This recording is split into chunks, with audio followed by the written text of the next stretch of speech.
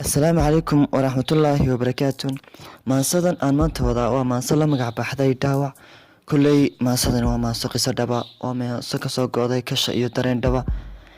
Maansadan ereyada waxa iska laanay waa Xarfaad Maxamed Xuseen kuna magac dheer Xarfaad Xabiib. Maansada haddii aan bilaabno waxay odhanaysaa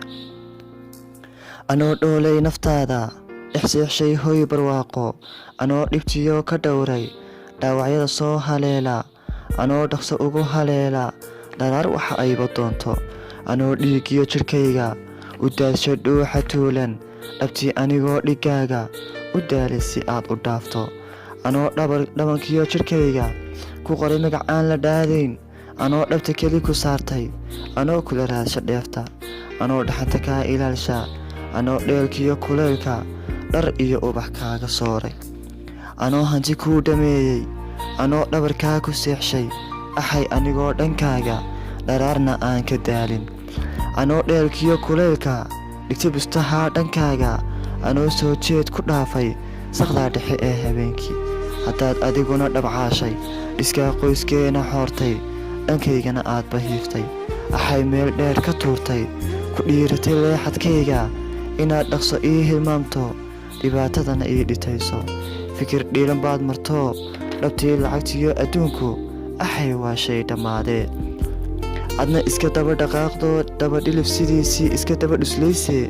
ayaa beri dhambaal iyo heeso dhowra ku soo odhan dhabtii anoo danyaraa dhaawacay la raadiso dhufaysyo bohol adag dhoohanay ii gasho dhabtii ila dhacday seeftiyo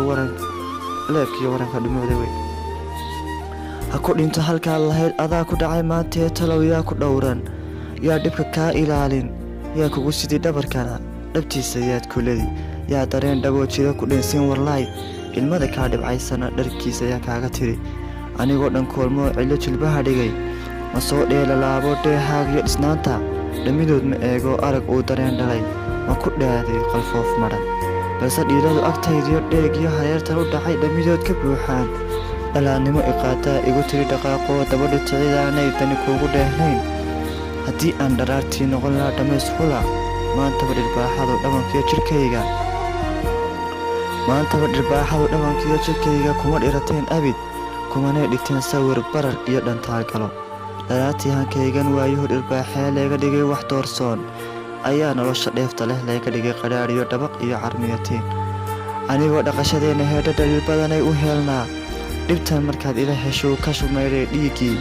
dhabarka iyo seedaha dheegaga jirkaygiyo ku dhignaa halbowlaha dac kastoonka dhiishaba noloshayda kala dhiman marar badan ku dhiiraday dhaawacan igaariyo dhibta aan la noolahay inaan dibudhay xoog badan ku dhistoon ka soo kaco tartankana dhankaygiyo baashayda kaga dhaco dhowr jeer adeegsaday ficil iyo dhabaynmida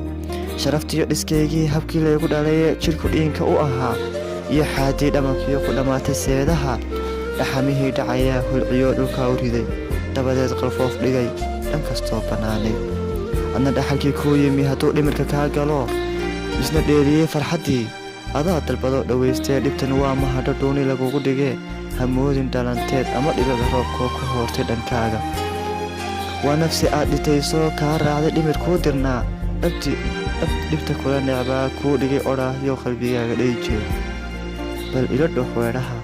noloshii dhimbiishiyo dhaca badan lahaydee lagu dhigay hankaygani waxaan soo dhex boodaba ka dhammaaday maantoo fikirkaan dhistee dhammiday isoo waday shukran baan dhambaaliyo ugu dhigay waraaq dhaba